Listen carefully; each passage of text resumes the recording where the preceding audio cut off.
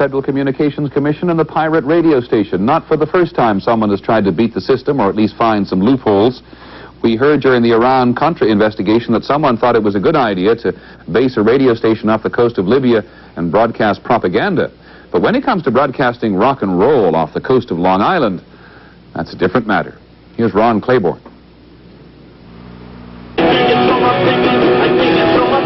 For 5 days, the 200-foot converted freighter, the Sarah, sat anchored off the coast of Long Island, each night broadcasting 6 hours of good old-fashioned rock and roll.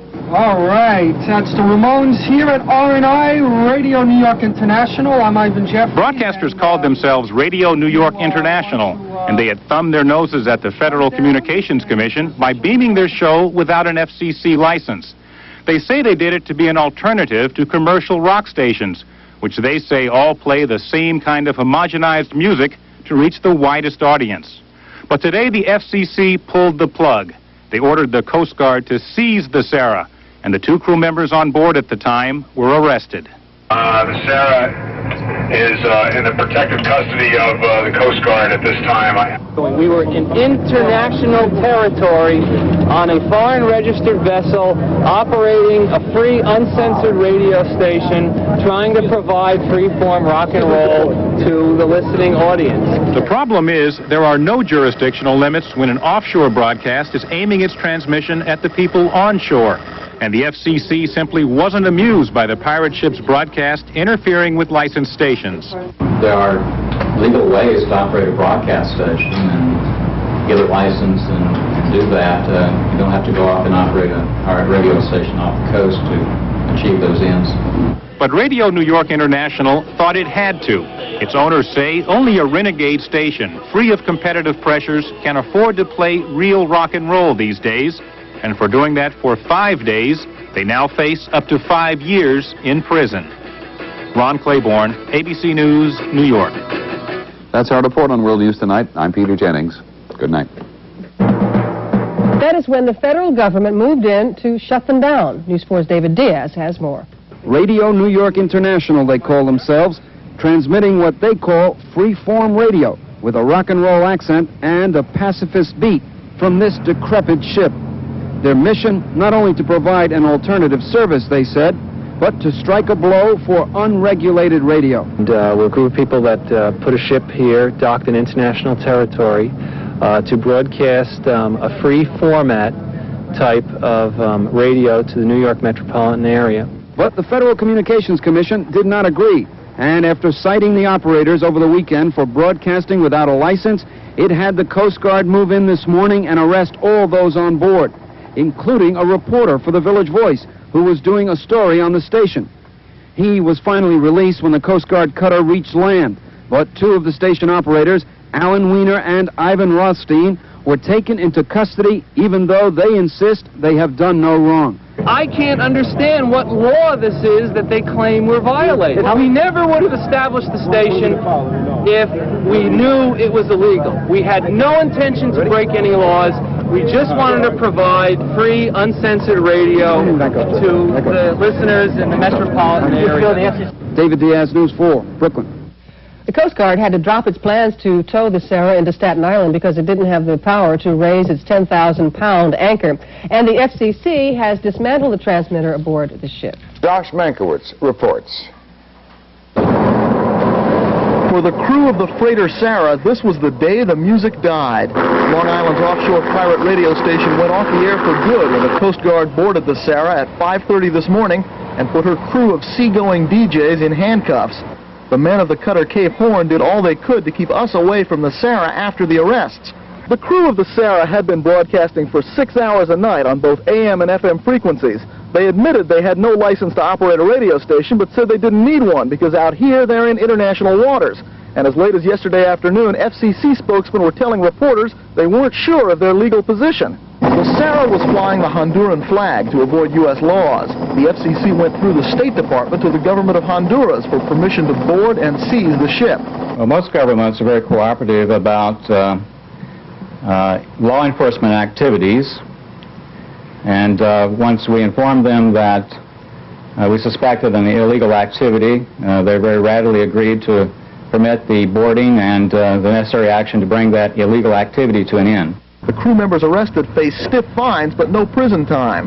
Since they went on the air, the message of the Sarah has been long live rock. But today, they fought the law, and the law won.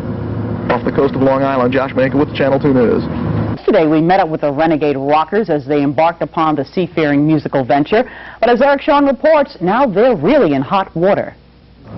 In a dramatic surprise early morning raid, federal agents suddenly unplugged the floating pirate radio station.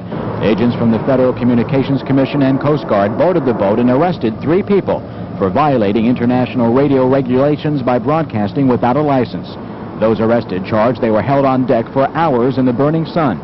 They were later transported by Coast Guard cutter for arraignment in Brooklyn Federal Court. How do you feel in handcuffs?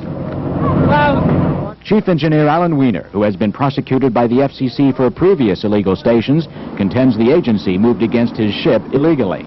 We were in international territory on a foreign registered vessel operating a free, uncensored radio station trying to provide free-form rock and roll to the listening audience.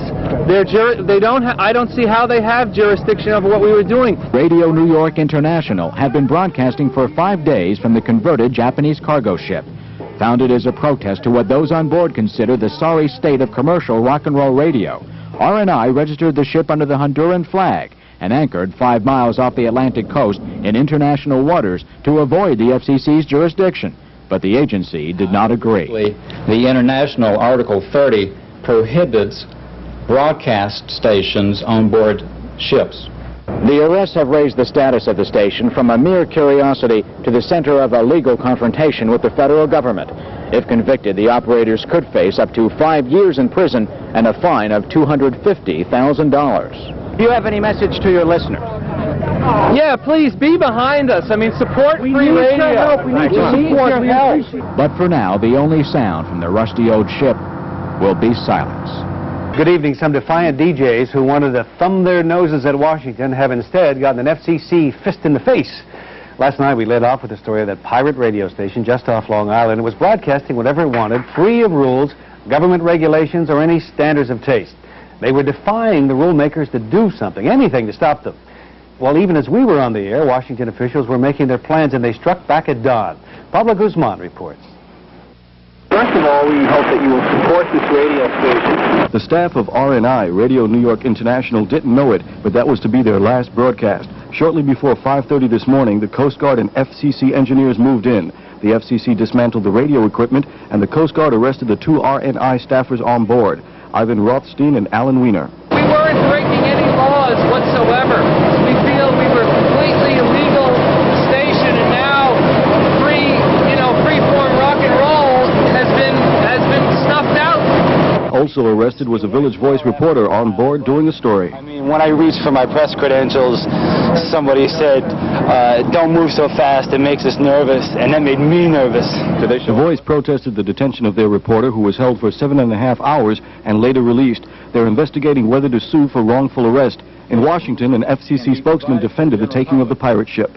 Unauthorized transmissions can cause interference and deprive the public from receiving authorized and licensed stations.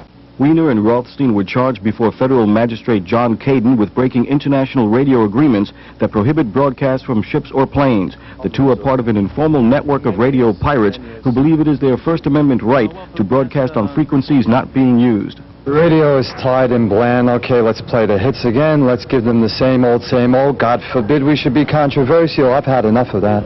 As for the pirate ship, a former drug smuggling vessel which RNI bought from the government at auction, authorities say it will be returned, but without the equipment, which is being held as evidence. But the electronic outlaw's spirit is high. Well, I'll say this. As long as there is radio, there will be pirates. For now, the pirate radio station has been silenced, but these unlicensed broadcasters are committed to expressing themselves, so stay tuned. Pablo Guzman, Fox News, Channel 5. Well, so for now, those pirates are off the high seas, off the air. The men who wanted your ears were chained, taken away, and could spend years in jail. But how about the people who are trying to get you hooked on drugs? God knows how many tons of cocaine gets past the Coast Guard and floods the city. And you know what that does to crime? You know how many robberies there were in this town last year? More than 25,000. Murders, 500. Burglaries, more than 40,000. 30,000 cars were stolen. But 2 pirate DJs won't bother you anymore. Cora.